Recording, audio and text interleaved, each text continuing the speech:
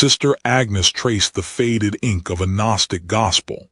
The air in her cell hung thick with the scent of beeswax and parchment, a sanctuary for forbidden knowledge. A sudden wave of nausea gripped Agnes. She stumbled, clutching the edge of the table, a cold sweat breaking out on her brow. A strange malaise had been spreading through the convent, and a fearful thought took root in her mind. The infirmary was a scene of quiet suffering. Several sisters lay in their beds, their faces pale and drawn, victims of the mysterious illness that had descended upon the convent. Mother Superior moved among them, her face etched with worry. Agnes knelt in the chapel, her prayers laced with anxiety. Was the illness a divine punishment for her transgression, for harboring forbidden knowledge within these sacred walls? Or could it be something far more sinister? Returning to her cell, Agnes carefully opened the illuminated manuscript. Her fingers traced the intricate designs, the vibrant colors, the familiar passages. But then her eye caught something she had never noticed before, a small, almost imperceptible symbol hidden within the floral border. It was a serpent coiled around a staff, a symbol of Asclepius, the Greek god of healing. But in the context of the church, it was also a symbol of heresy, of forbidden knowledge and pagan beliefs. Agnes frantically searched through her other texts, her heart pounding in her chest. Was this an isolated anomaly, or was there a pattern, a hidden language woven into the art of the Renaissance? She found another symbol and then another, an eye within a triangle, a geometric pattern resembling ancient alchemical symbols. A sense of dread washed over her. This was not mere coincidence. Her gaze fell upon a reproduction of Botticelli's Primavera. Could these symbols be hidden in plain sight, woven into the very fabric of Renaissance art? A dangerous idea began to form in her mind. Agnes knew she couldn't decipher this alone. She needed someone with knowledge of art, someone she could trust. A risky idea formed. She had to seek out Fra Bartolomeo. She headed towards the artist's studio. Fra Bartolomeo, a Dominican friar and talented painter, stood before his easel, lost in the world of color and form. He was a man of faith, but also a man haunted by shadows. He knew secrets best left buried. Agnes stood in the doorway, her heart pounding. She had taken the first step into a dangerous game, a game that could cost them everything. "Fra Bartolomeo," she said, her voice barely a whisper, "I need your help." Fra Bartolomeo's workshop hummed with industry. It was a testament to his skill, a well-oiled machine churning out altarpieces and portraits for Florence's elite. Yet beneath the veneer of success, a gnawing anxiety persisted. The commissions had become more specific. The latest commission was from the wealthy Baron Visconti, a simple portrait seemingly, but Visconti's instructions were unnervingly precise. A pomegranate held just so, its seeds subtly exposed. A symbol, familiar from Sister Agnes' description. Giovanni Battista, ever observant, noticed his master's unease. He'd seen Bartolomeo struggle with commissions before, but this was different. A subtle tension, a hidden fear, radiated from the friar. A memory surfaced, unbidden. A clandestine meeting years ago in a hidden chamber beneath the city. Hooded figures, whispering oaths, and the symbol, the pomegranate, prominently displayed on a banner. He'd been young, idealistic, drawn to their promise of enlightenment, of knowledge beyond the church's rigid dogma. They called themselves the Illuminati, those who held the light. His artistic talent had been their tool. He'd painted their symbols unknowingly at first, believing them mere artistic flourishes. Then came the realization. The symbols were not just decoration. They were a language, a code. He tried to leave, to sever ties. But the Illuminati held secrets of their own, secrets about Bartolomeo's past, sins he thought long buried. They threatened exposure, ruin. The memory was a cold blade against his skin. He was trapped, bound by fear and guilt. The pomegranate, it was a reminder, a command. Paint it or face the consequences. Giovanni, sensing his master's distress, approached cautiously. "Are you well, Fra Bartolomeo?" he asked, his voice soft with concern. Bartolomeo forced a weak smile. "Just a touch of the Florentine fever, Giovanni, nothing to worry about." But the lie tasted like ash in his mouth. He turned back to the canvas, the pomegranate looming large. Each brushstroke was a step further into the darkness, a deepening of the shadows that clung to his soul.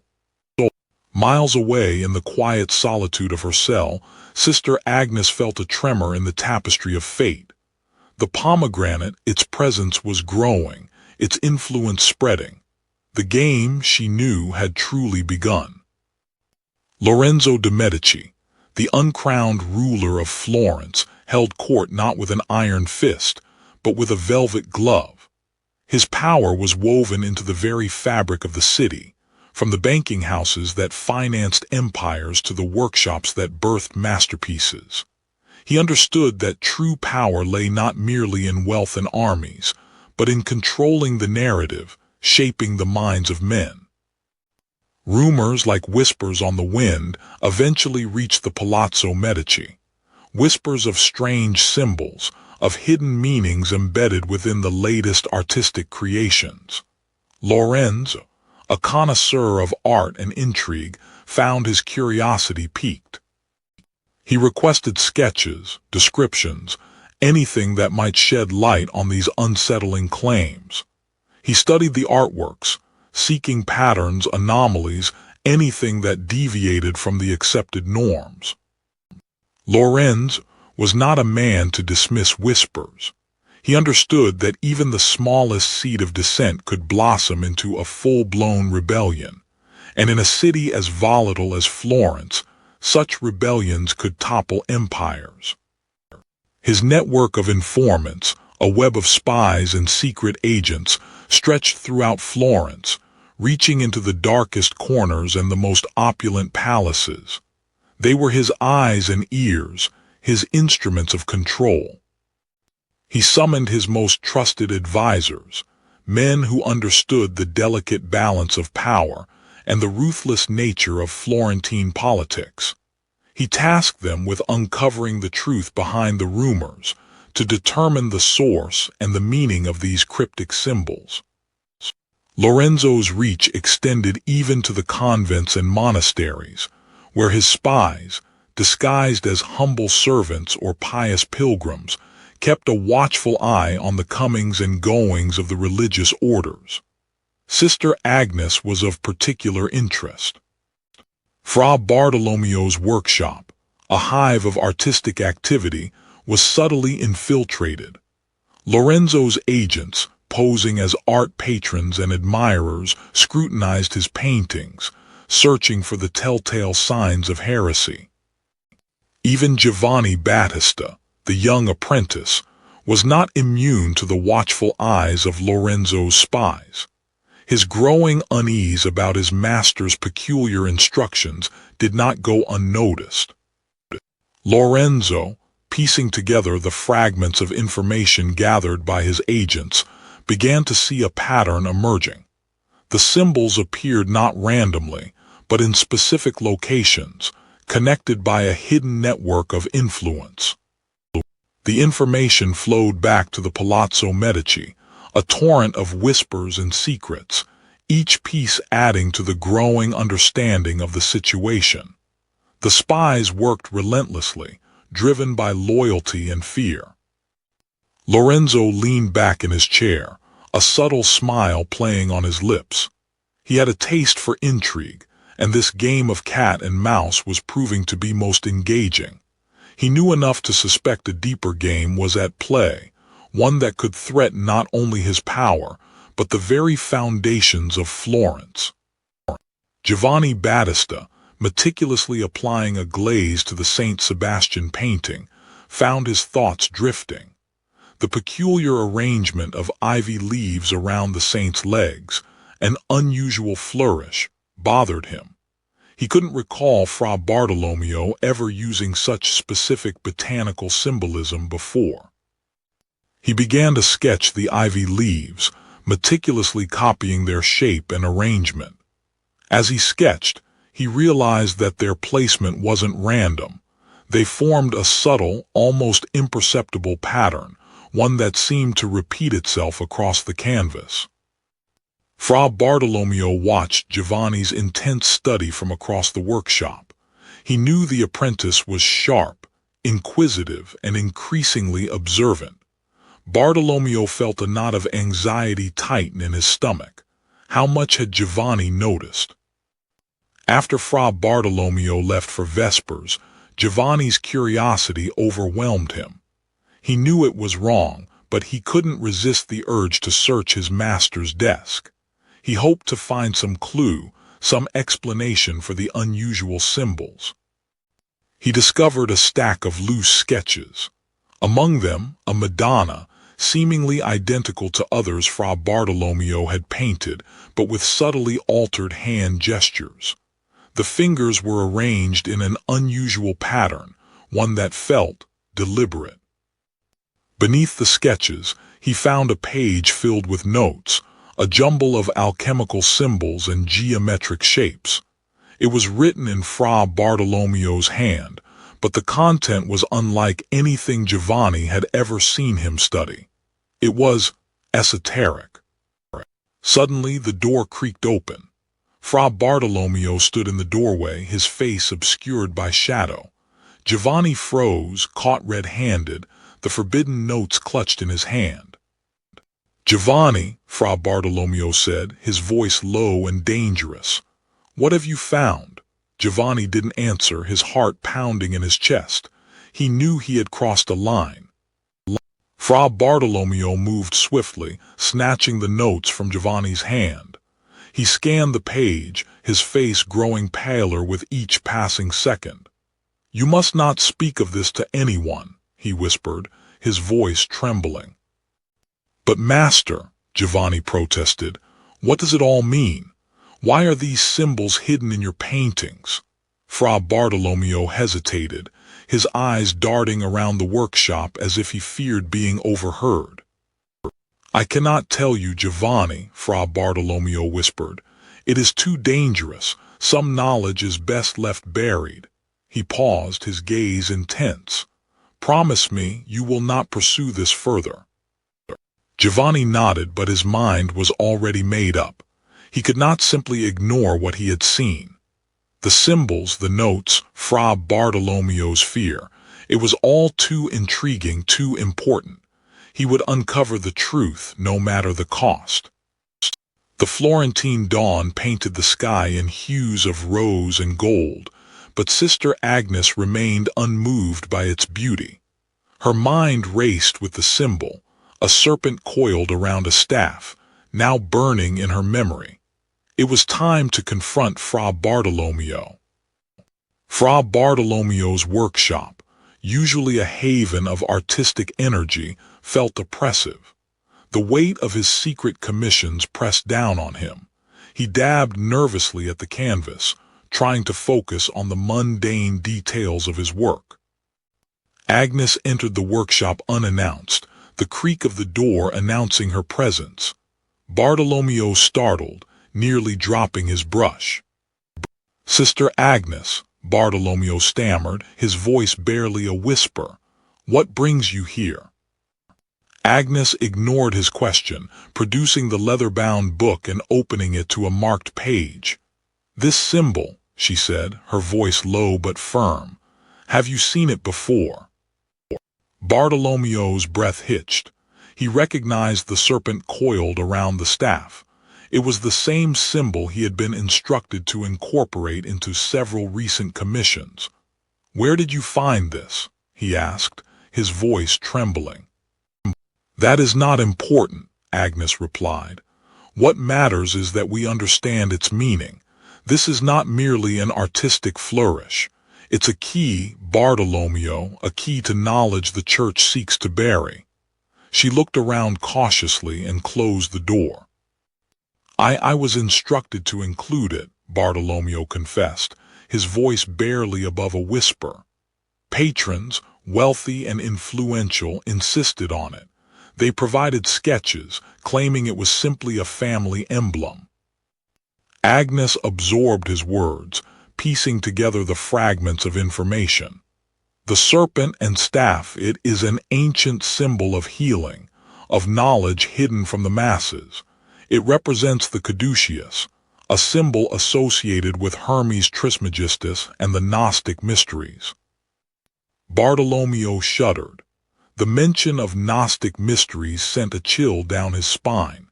Such knowledge was considered heresy, punishable by the Church's harshest measures. We must decipher the full meaning of these symbols, Bartolomeo, Agnes insisted.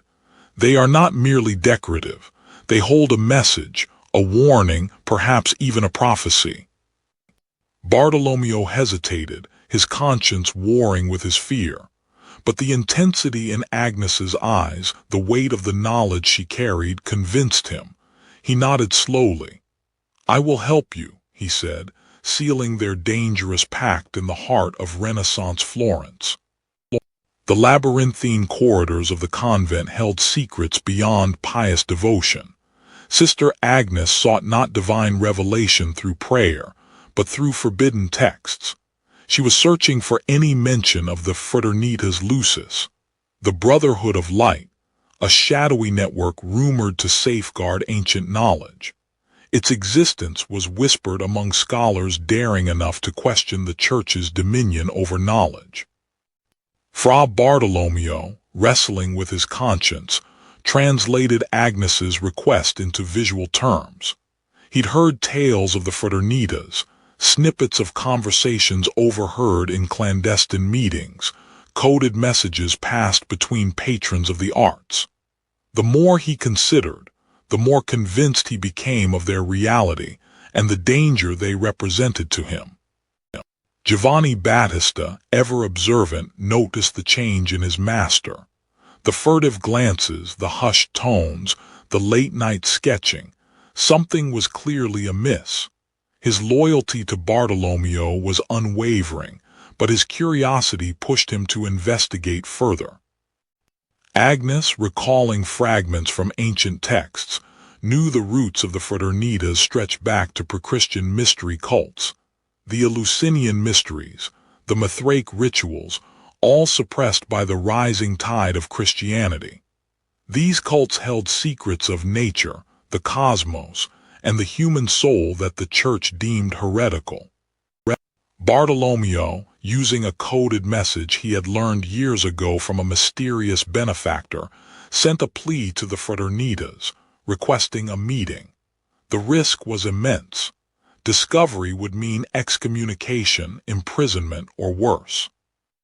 Giovanni, following Bartolomeo, witnessed the exchange near the Ponte Vecchio.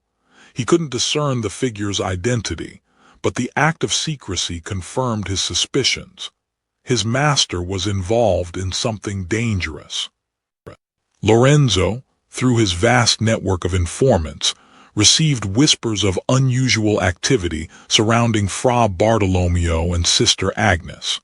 The rumors of coded messages and secret societies piqued his interest. He saw potential leverage, a way to further consolidate his power, or perhaps to exploit the hidden knowledge for his own gain. Days later, a response arrived for Agnes, concealed within a seemingly innocent bouquet of lilies. The message contained a riddle, a location, and a time, the meeting place of the Fraternitas. Under the cover of darkness, Agnes and Bartolomeo ventured toward the designated meeting place, a hidden entrance concealed within the sprawling Babali Gardens. The air was thick with anticipation and a palpable sense of danger. They descended into a hidden chamber, the air thick with the scent of incense and old parchment. Before them stood the Fraternitas Lucis, a clandestine society of scholars, artists, and philosophers, united by their thirst for knowledge and their defiance of church dogma. The walls were adorned with symbols, a visual language of ancient wisdom. Agnes and Bartolomeo, standing before the assembled members, revealed their findings, the coded messages hidden within the artwork, the prophecies of a coming religious upheaval. Their words were met with a mixture of awe, fear, and cautious hope. Unbeknownst to Agnes and Bartolomeo, Lorenzo watched from afar, his presence a silent threat. He now knew the true extent of the conspiracy, and the potential it held to reshape the political landscape of Florence, and perhaps the entire world. The game had become much more interesting. The whispers had reached the ears of those who held power not in Florence's palazzi, but within the Vatican. The Holy Office of the Inquisition, an institution dedicated to stamping out heresy, had taken an interest in the peculiar symbols appearing in Florentine art. Whispers of Gnostic revival and heretical knowledge had reached Rome. Fra Bartolomeo found himself facing the cold, assessing gaze of Father Benedetto, an inquisitor dispatched from Rome. The questions were veiled, subtle probes into his artistic choices, his influences, and his patrons. Each word felt like a tightening knot around his throat. Lorenzo de' Medici, ever vigilant, received reports of the inquisitor's arrival and his inquiries. He understood the potential danger, not just to art, but to the delicate balance of power he maintained. A crackdown on heresy could easily become a purge of dissent, threatening his rule. Giovanni Battista watched the interrogation with growing unease. He had noticed the strange symbols in his master's paintings, the hushed conversations, and the air of secrecy that had enveloped the workshop. Now, the Inquisitor's presence confirmed his deepest fears. Sister Agnes and Fra Bartolomeo met in secret, the scriptorium offering a semblance of privacy. "They suspect," Agnes said, her voice barely a whisper. "The symbols, they are drawing unwanted attention." Bartolomeo felt the noose tightening. He knew that if the inquisitors discovered his involvement, or worse, Agnes's heretical texts, the consequences would be dire not just for them, but for all those connected to the hidden network. Lorenzo, meanwhile, considered his options. He could protect Agnes and Bartolomeo, shielding them from the church's wrath, or he could use them as pawns in his own game of political maneuvering. The choice was a difficult one, weighing the risks against the potential rewards. Driven by his growing suspicion, Giovanni began his own investigation.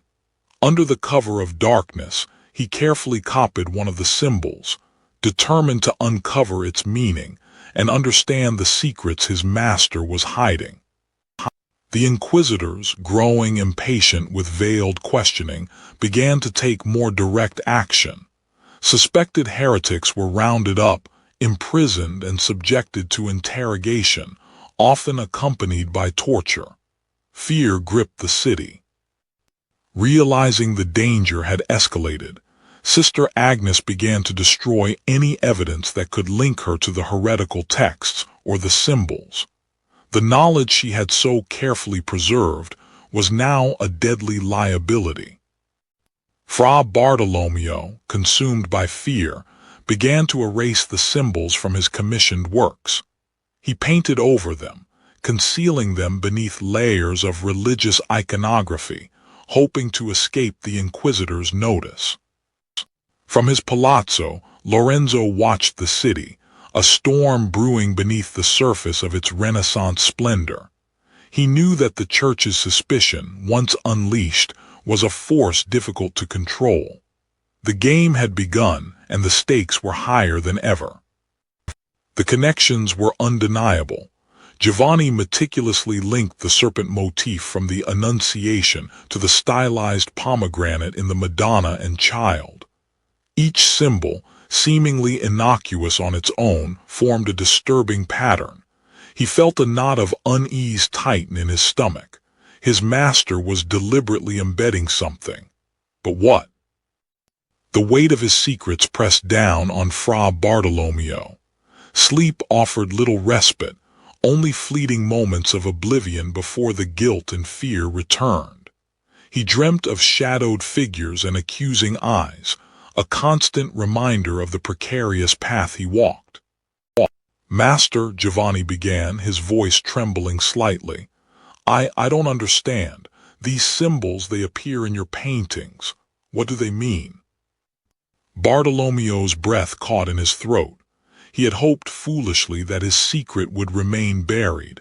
Giovanni's discovery threatened to unravel everything. "These are artistic flourishes, Giovanni, nothing more."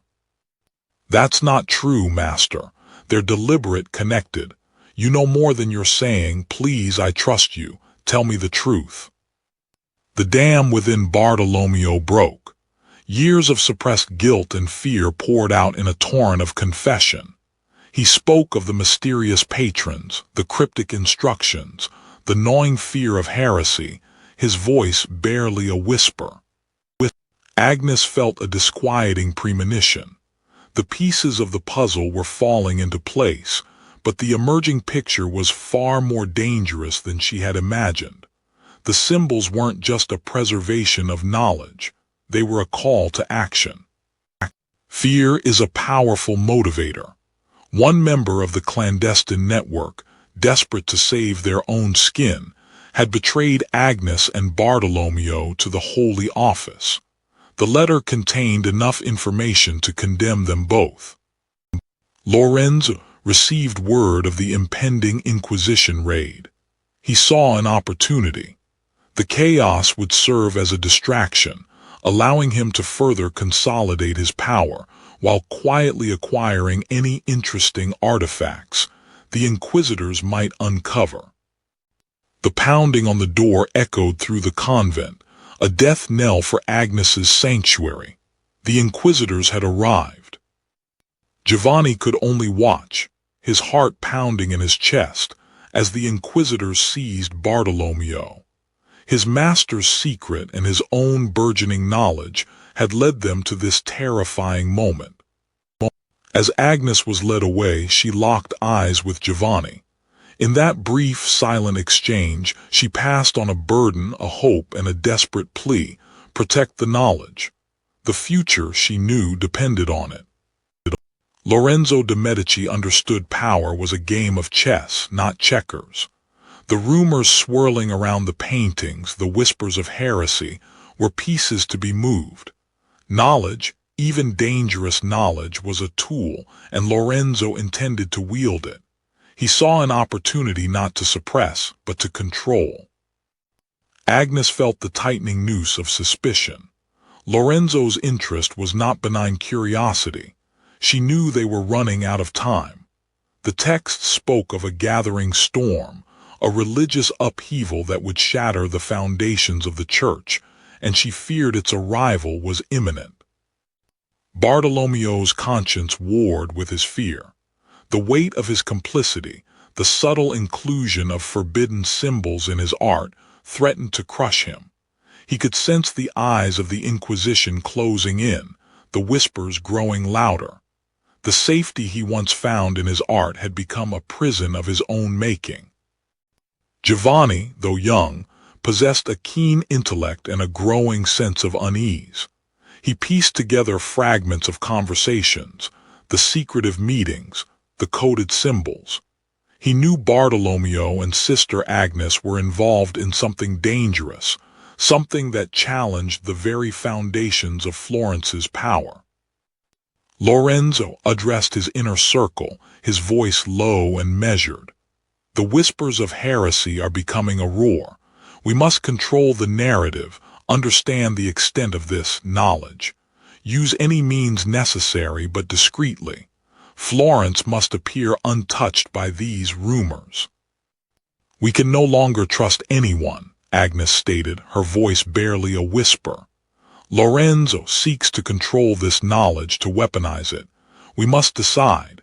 Do we reveal the truth, risking everything, or do we preserve it, passing it on to future generations?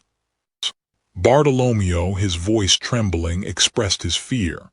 To reveal such knowledge, it is suicide. The church will crush us, Florence will turn against us. But to hide it, is that not a betrayal of the truth? Giovanni, fueled by youthful idealism, argued for action. We cannot allow fear to paralyze us. The people deserve to know the truth, to understand the world beyond the church's narrow view. We must find a way to disseminate this knowledge, to plant the seeds of dissent. A message arrived, delivered by a trusted informant. Lorenzo read it quickly, his eyes narrowing. The information confirmed his suspicions. Agnes, Bartolomeo, and Giovanni were at the heart of this heretical network. He had to move quickly before the situation spiraled out of his control. Agnes, realizing they were being watched, began to prepare. The most crucial passages from the heretical texts, the most potent symbols, had to be preserved, even if it meant burying them deep, waiting for a time when they could be unearthed and understood. Bartolomeo, using his artistic skills as a shield, concealed scrolls containing explanations of the hidden symbols within the frames of his unfinished paintings. He hoped that one day someone would recognize them, understand their significance, and carry on their work. Giovanni, entrusted with a coded map leading to a hidden library containing further heretical texts, prepared to flee Florence. He carried the seeds of dissent, the hope for a future where knowledge would not be suppressed, but celebrated. The gathering storm was upon them, and the fate of the Renaissance hung in the balance. The chamber felt colder than a tomb, the air thick with the scent of fear and old parchment.